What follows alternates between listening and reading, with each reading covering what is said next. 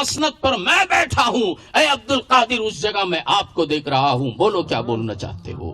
سرکار غوث پاک نے حضرت حماد ابن مسلم سے دریافت فرمایا کہ حضور رات کے وقت میں آپ کے حجرہ مقدسہ میں گنگناہٹ کی آواز آتی ہے، تو حضرت حماد ابن مسلم فرماتے ہیں میرے 12,000 مرید ہیں۔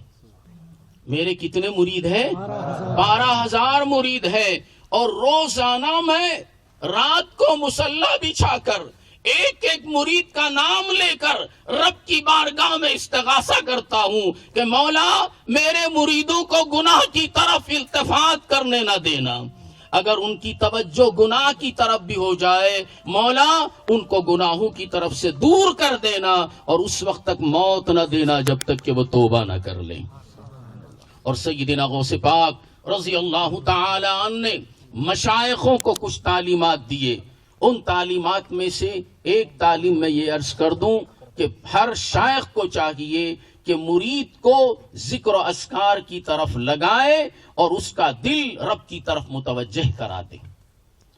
تو سرکار غوث پاک رضی اللہ تعالی عنہ نے تعلیم فرمائی، اور وہ بھی وہ تعلیم جو تعلیم حضور نبی اکرم صلی اللہ علیہ وسلم نے مولا کائنات کو دی۔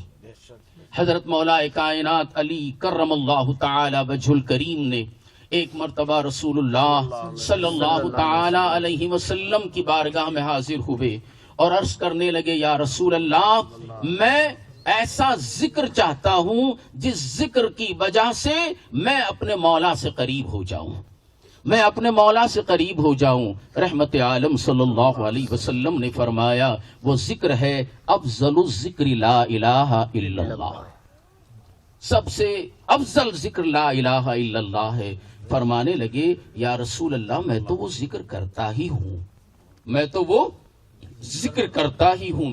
یہ ذکر کی بات مولا علی کب کر رہے ہیں؟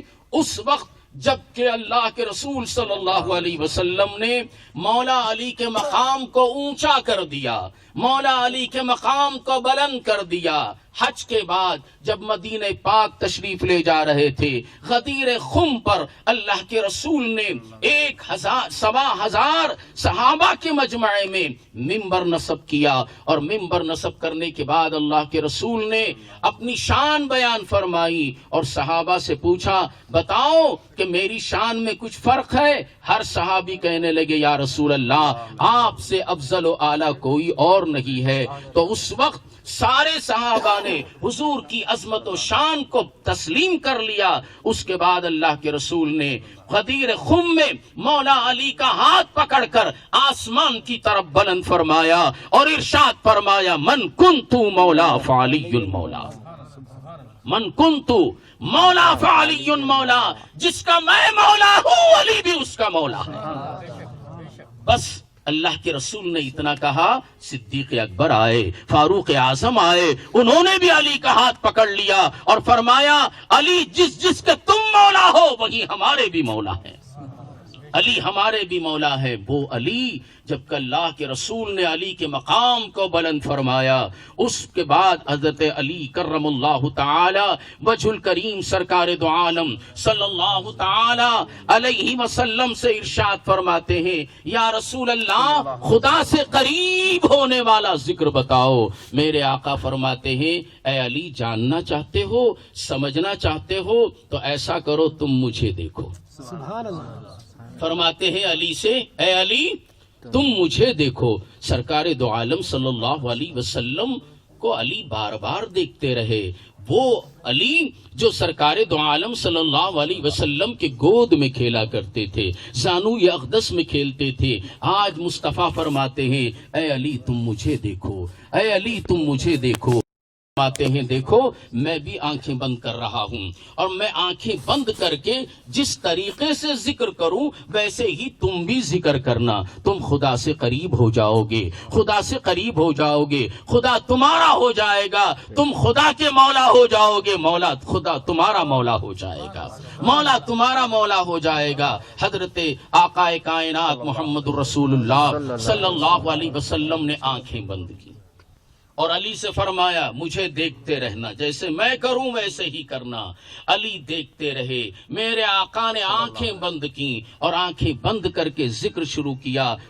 کیسے ذکر کیا؟ فرمایا لا الہ الا اللہ، لا الہ الا اللہ، لا الہ الا اللہ۔ میرے مصطفیٰ نے کہا اور پھر فرمایا اے علی جس طریقے سے میں نے کیا ہے تم بھی کرو۔ علی نے آنکھیں بند کی، اب تک ظاہری آنکھوں سے رسول خدا کو دیکھ رہے تھے، آنکھیں بند کی تو بند آنکھوں میں بھی مصطفیٰ نظر آ رہے ہیں، بند آنکھوں میں بھی مصطفیٰ نظر آ رہے ہیں۔ اب فرمایا آنکھیں نہ کھولنا، اپنے رب کو پکارنا، اپنے مولا کو پکارنا۔ مصطفیٰ کے کہنے پر علی فرمانے لگے لا الہ الا اللہ، لا الہ الا اللہ، لا الہ الا اللہ۔ اے علی کیا نظر آتا ہے؟ فرمایا یا رسول اللہ آپ کے جلوے میں مجھے خدا نظر آ رہا ہے، آپ کے جلووں میں مجھے خدا نظر آ رہا ہے۔ حدیث پاک بھی یہی ہے مرانی فقد رأى الحق، جس نے مجھے دیکھ لیا اس نے خدا کو دیکھ لیا، سبحان اللہ، اس نے خدا کو دیکھ لیا۔ اب جلال میں ہے علی، چونکہ لا الہ الا اللہ کا ورد کر رہے ہیں۔ مصطفیٰ نے فرمایا اے علی ٹھہر جاؤ اور ایک مرتبہ وہ کلمہ پڑھ لو جو خدا نے مجھے دیکھ کے پڑھا تھا، جو خدا نے مجھے دیکھ کے پڑھا تھا۔ خدا نے مصطفیٰ کو جب دیکھا تو مصطفیٰ کا کلمہ پڑھا اور کہا محمد رسول اللہ۔ جب خدا کا کلمہ علی نے پڑھا تو جلال سے جمال میں آ گئے، اور پھر اس کے بعد میں آنکھیں کھولیں، جدھر دیکھو ادھر مصطفیٰ ہی کے جلوے ہیں، سبحان اللہ، جدھر دیکھو ادھر مصطفیٰ ہی کے جلوے ہیں۔ میرا اپنا ہی ایک شعر ہے، نگاہ کو اٹھا کر جدھر دیکھتا ہوں، نگاہ کو اٹھا کر جدھر دیکھتا ہوں، میں دربار خیر البشر دیکھتا ہوں، میں دربار خیر البشر دیکھتا ہوں۔ اب آپ تمام احباب آنکھیں بند کیجئے، ہم اس جھنڈے کے سائے کے نیچے ہیں، اس جھنڈے کے سائے کے نیچے ہیں۔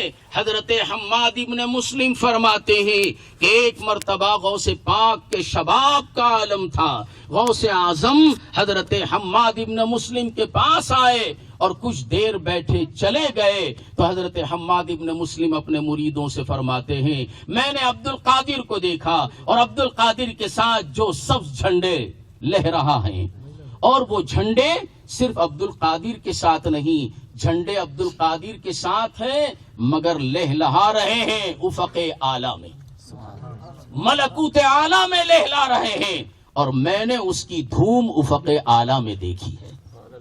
جھنڈا لہلہا رہا ہے گلشن قادریہ میں بظاہر، مگر یہ کہاں نظر آ رہا ہے؟ ملکوت اعلیٰ میں اس کی دھوم مچی ہوئی ہے۔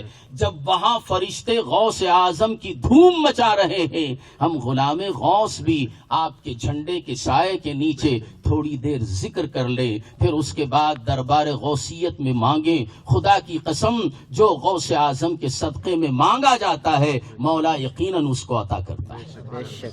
آنکھیں بند کر لیجئے، تھوڑی دیر ہم بھی ذکر کر لیں گے۔ اللہم صلی علی سیدنا مولانا محمد وعلی